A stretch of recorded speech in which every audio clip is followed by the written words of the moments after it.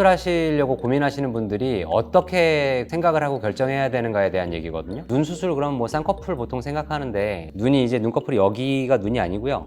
여기서부터 여기까지가 이제 눈인 겁니다. 주변부의 영향을 다 받아요. 그래서 눈만 따로 그냥 떼서 뭔가를 했을 때 아주 만족스럽지 못한 상황이 되는 경우들도 있을 수 있기 때문에 전반적인 부분을 다 고려하고 생각을 해야 되고요. 눈 수술의 종류가 되게 많죠. 쌍꺼풀 수술 방법도 제가 수식을 한 4가지, 5가지를 씁니다. 해부학적인 구조, 그 얼굴 특징에 따라서 원하는 것도 다르고 기존 베이스 모양도 다르니까 수술 종류는 너무 많죠. 환자들이 방법을 스스로 생각하시는 경우들이 있어요. 인터넷을 뒤져보고 공부를 합니다. 그리고 병원들을 막 돌아다녀요. 의사들의 얘기를 듣고 자기한테 제일 적합한 거를 판단하겠다. 그거는 산으로 가기 쉽죠. 이 분야 자체가 정보 비대칭이 너무 심해요. 저 같은 사람이 의사 다른 데 있냐? 전문의 다른 데 대충 한 5년 코스 에듀케이션 트레이닝 과정을 학회 활동부터 시작해서 뭐 논문 해마다 나오는 거를 계속 풀고 세미나를 하기도 하고 여러 가지 학술 활동을 계속 합니다. 1년에 제가 눈 수술 많이 할 때 한 1000명 이상 했거든요. 그러면서 생각하는 거를 이 분야의 사람이 아닌 개인이 인터넷 정도를 보고 의사 몇 명 만난 다음에 최선을 결정할 수가 없어요. 그리고 인터넷에 뭔가 이렇게 자료들이 있을 때 일반인 대상의 자료는 마케팅 자료가 되게 많아요. 여러분이 혹하라고 만들어진 자료인 거예요. 그걸 너무 신뢰하실 거는 아닌 거죠. 여러분들이 뭔가 좀 제대로 된 자료를 보려면 기본적으로 한글로 된 자료는 없어요. 한국의 성형외과 학회 논문도 영어로 쓰게 돼 있습니다. 그리고 그런 자료를 보려면 논문 검색을 구글에서 하셔야 되고, 검색하신 다음에 해당 자료를 열람하는 건 돈도 내야지 볼 수 있습니다.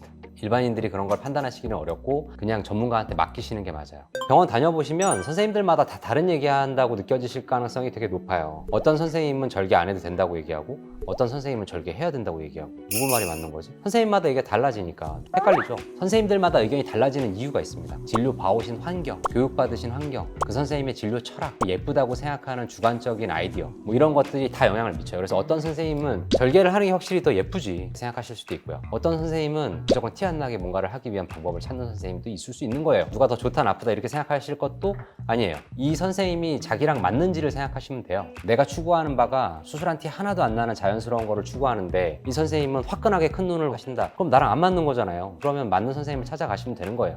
내가 원하는 그 느낌에 딱 맞춰서 시술해 주세요. 그거 괜찮죠. 근데 이제 가끔은 본인이 하고자 하는 그 시술 또는 수술의 결과, 모양이 객관적으로는 되게 이상한 걸 수 있거든요. 내가 책임질 테니까 해주세요. 이럴 수도 있는 거죠. 근데 그건 충분히 얘기를 해보고 고민을 해서 할지 말지를 결정해서 하는 거는 이해할 수 있어요. 그런데 의사가 전문가로서 이제 객관적인 면을 고려해주지 않고 생물학적인 위험성 같은 거를 감안하지 않고 그냥 해달라는 대로 해준다. 이거는 저는 아니라고 생각하거든요. 가끔은 가지지 못한 것에 대한 욕망을 표출하시는 분들이 있어요.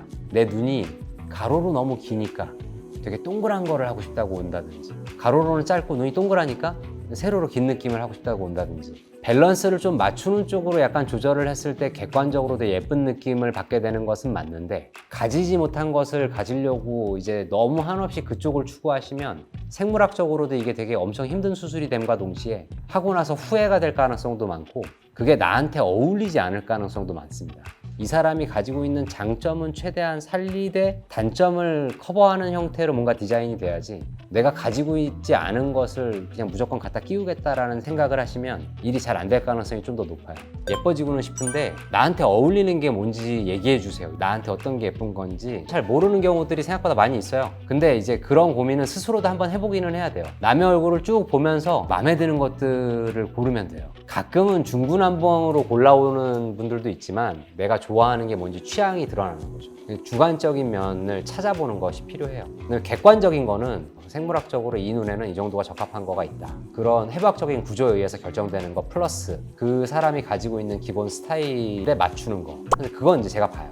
이 주관적인 걸 저한테 전달을 충분히 잘 하시면 그걸 최대한 반영해서 이제 계획을 짜는 겁니다. 그래서 눈 수술을 이제 고민하시는 분들이 뭔가 판단을 할 때 기본적으로 내가 원하는 게 뭔지를 먼저 정리를 한다. 쌍꺼풀을 크게 하고 싶은 건지, 뭐 눈을 크게 하고 싶은 건지, 수술한 티가 나더라도 화려한 걸 원하는 건지, 아니면 수술한 티가 하나도 안 나는 걸 원하는 건지, 이런 모양에 대한 생각을 스스로 해보는 것. 방법에 대한 것도 어떤 방법이 좋다 이런 걸 고민하는 게 아니고 내가 시간이 얼마나 있나, 한 달 안에는 회복이 돼야 되는가, 내가 다음 주에 뭔가 중요한 일이 있는가, 뭐 이런 것들, 회복 시간에 대한 고민, 비용에 대한 고민, 내가 이 일을 했을 때 어느 정도 비용까지 감수할 건가. 왜냐하면 수술이라는 게 제일 예쁘게 해주기 위한 방법을 동원하기 시작하면 한 가지로 안 되는 경우들도 있을 수 있겠잖아요. 그러면 이제 어느 정도까지를 내가 감수할 건가. 얻어야 되는 것을 생각한다. 그 다음에 그걸 얻기 위해서 내가 지불해야 될 것, 비용, 시간, 그 다음에 위험성 같이 놓고 고민을 하시고 이걸 이제 비교하시면 돼요. 리스크 베네핏이 좋은 걸 하는 거죠. 본인이 스스로 고민해야 될 것들에 집중을 하고 그걸 해결해 줄 수 있는 선생님을 찾고 디테일한 방법은 전문가한테 맡기시는 거죠. 그게 전문가가 하는 일이거든요. 지금까지 한 얘기는 그 눈 수술하실 때 고민해 보셔야 되는 부분들에 대한 얘기였어요.